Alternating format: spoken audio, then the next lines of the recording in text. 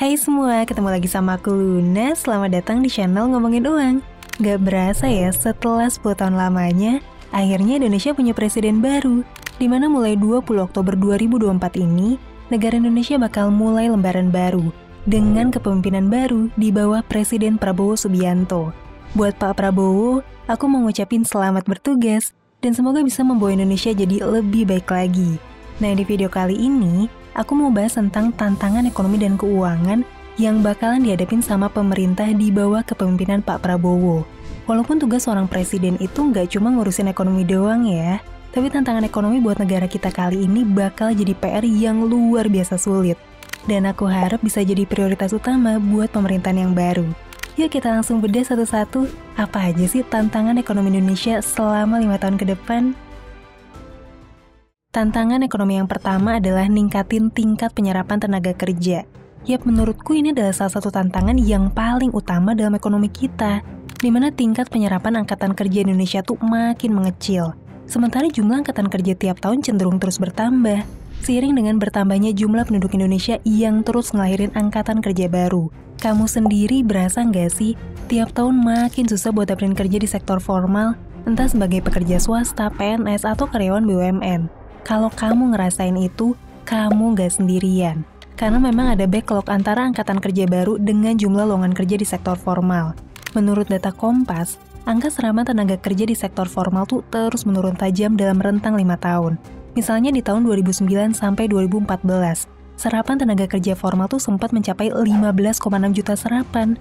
Terus di era berikutnya nih, di tahun 2014 sampai 2019, itu tuh menurun jadi cuma 8,5 juta serapan tenaga kerja. Dan terakhir di tahun 2019 sampai 2024, ini tuh menurun drastis jadi cuma 2 juta serapan aja. Data Kompas ini sejalan sama data Sakernas, di mana rasio penerimaan kerja buat angkatan lulusan kampus terus menurun. Di tahun 2016-2017, dari 5,8 juta lulusan baru, ada 1,2 juta atau 22% yang diterima kerja di sektor formal. Sementara di tahun 2021-2022 yang lalu, dari 7,1 juta lulusan baru, cuma 967 ribu aja, atau 13,6% yang diterima kerja di sektor formal. Nah, masalahnya penyerapan tenaga kerja ini jadi akar dari banyak masalah lain, karena jutaan angkatan kerja baru pada akhirnya harus kerja di sektor-sektor yang informal, di mana seringkali mayoritas nggak punya pendapatan yang stabil, gak punya jenjang karir yang jelas, dan gak punya perlindungan ketenaga kerjaan.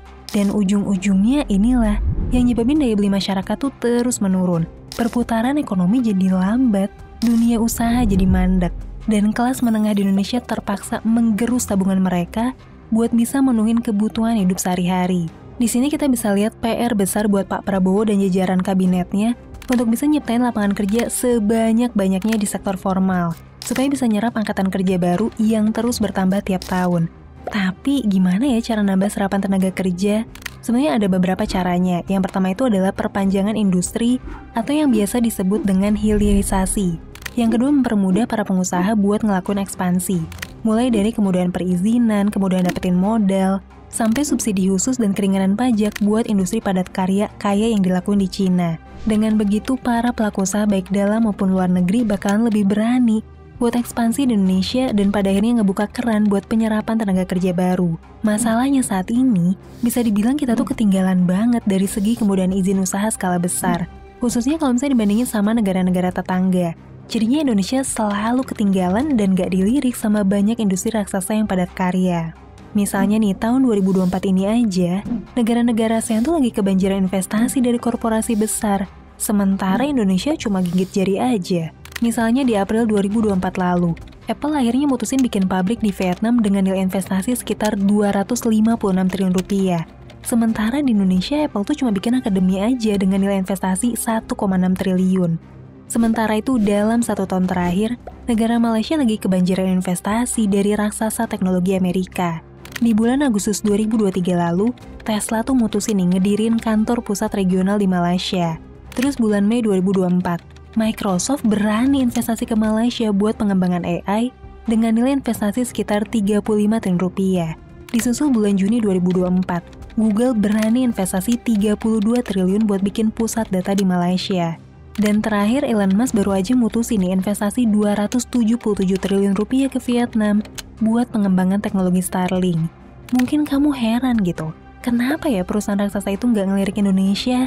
Padahal kan kita negara ASEAN dengan jumlah penduduk terbesar. Menurut Litbang Kompas ada 4 faktor utama kenapa sih korporasi asing lebih milih negara tetangga. Yang pertama, perizinannya jauh lebih cepat dan gampang. Yang kedua itu stabilitas politik dan kepastian hukumnya dianggap lebih baik. Yang ketiga, iklim investasi dan perpajakannya lebih ramah nih buat pengusaha. Dan yang keempat, kualitas SDM negara tetangga dianggap lebih baik dari Indonesia. Dan semua inilah yang bakalan jadi PR besar dan juga tantangan utama buat Pak Prabowo beserta jajaran kabinet kementeriannya. Sekarang aku mau bahas dikit tantangan lainnya nih, yang bakalan dihadapin sama Presiden Prabowo. Yaitu beberapa warisan proyek pembangunan strategis yang belum tuntas terselesaikan di era pemerintahan Jokowi. Totalnya ada 43 proyek strategis nasional atau PSN yang masih belum selesai di era Jokowi. Proyek itu terdiri dari 32 proyek jalan tol, 5 proyek bendungan, 2 proyek irigasi, dan 1 proyek pengerjaan air baku.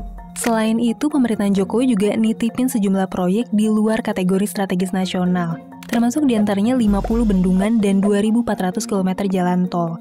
Dan tentu aja, satu mega proyek terbesar yang jadi tantangan paling berat dari semuanya itu adalah pembangunan Ibu Kota Nusantara atau IKN. Aku kasih gambaran dikit aja ya. Sampai saat ini perkiraan total biaya yang dibutuhin buat pembangunan IKN kira-kira 466 triliun rupiah. Ini tuh baru perkiraan sementara doang. Nah, dari perkiraan 466 triliun itu, rencananya bakal dibagi ke beberapa sumber pendanaan. 89,4 triliun dari APBN, terus 123,2 triliun dari BUMN, dan sisanya 253,4 triliun bersumber dari KPBU, atau kerjasama pemerintah sama badan usaha. Masalahnya sampai pertengahan tahun 2024, proyek IKN ini udah ngabisin dana seenggaknya 72 triliun rupiah yang bersumber dari APBN negara. Nah, tadi kan budget total dana dari APBN itu direncanain 89,4 triliun. Artinya jatah Pak Prabowo buat pakai anggaran APBN cuma tinggal 17 triliun doang. Dan ini tuh jumlah yang dikit banget ya buat proyek sebesar IKN. Sisanya Pak Prabowo harus muter otak buat nyari sumber pendanaan lain. Baik itu dari kontribusi BUMN ataupun dari badan usaha lain kayak swasta. Nah, kita nggak usah ngomong jauh deh sampai 2045. Kita fokus bahas 5 tahun ke depan aja di masa kepemimpinan Pak Prabowo.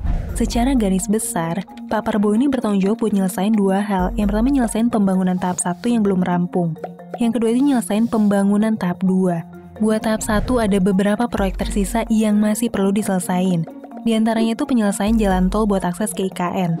Terus pembangunan 16 tower buat kantor Kementerian Koordinator. Dan juga 8 tower hunian ASN yang harus siap dihuni.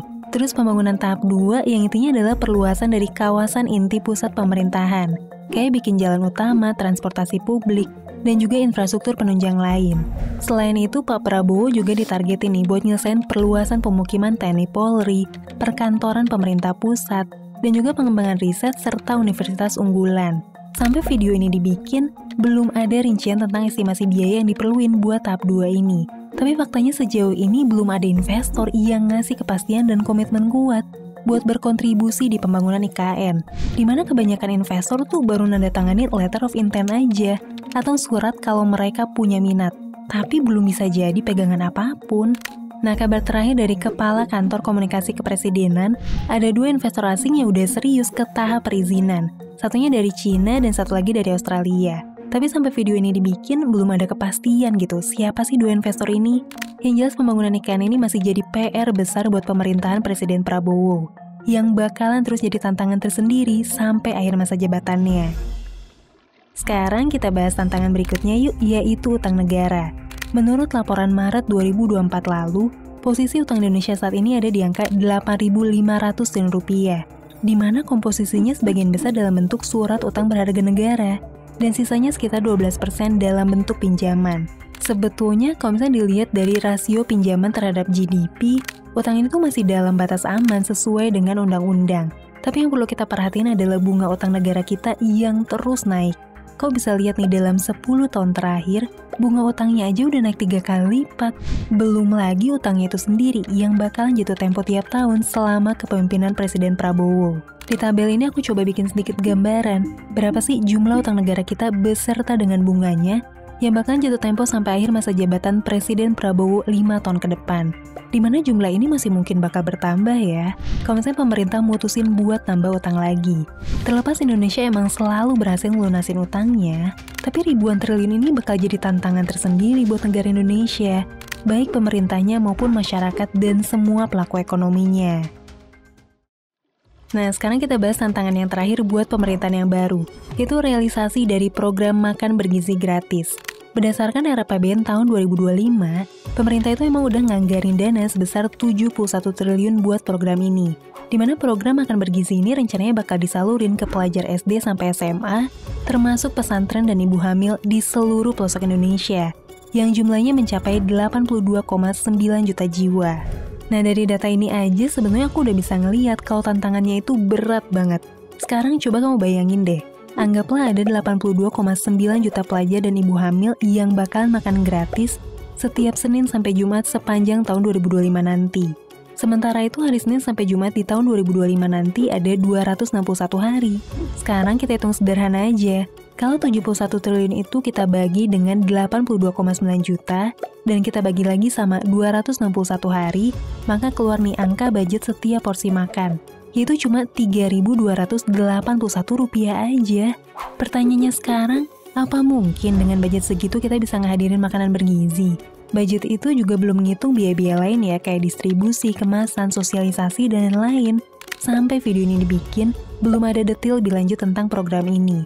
Tapi kemungkinan penerapannya itu bakal dilakukan secara bertahap dan enggak serentak langsung diaplikasikan ke 82 juta pelajar dan ibu hamil.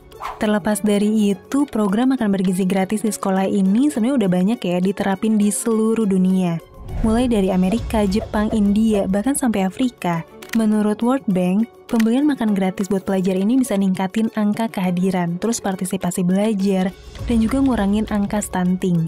Di berbagai negara, program ini juga berhasil nyerap tenaga kerja, nyerap hasil panen petani lokal, dan juga mendorong ekonomi pedesaan.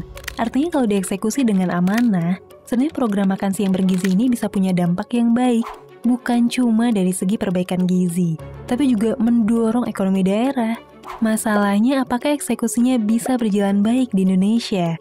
Nah, itulah PR dan tantangan terbesar untuk Presiden Prabowo. Kalau menurut kamu sendiri gimana nih? Kamu yang nonton video ini dan udah ngerasain program makan siang bergizi? Cerita ini di kolom komentar. Oke deh, itu tadi ulasan dari aku di video ini. Tentu masih ada banyak banget tantangan ekonomi yang perlu dihadapin ya sama Pak Prabowo.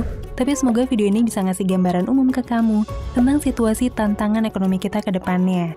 Akhir kata, aku mengucapin selamat bertugas buat Pak Prabowo. Semoga amanah bersama dengan jajaran menteri dan tim eksekutif lainnya.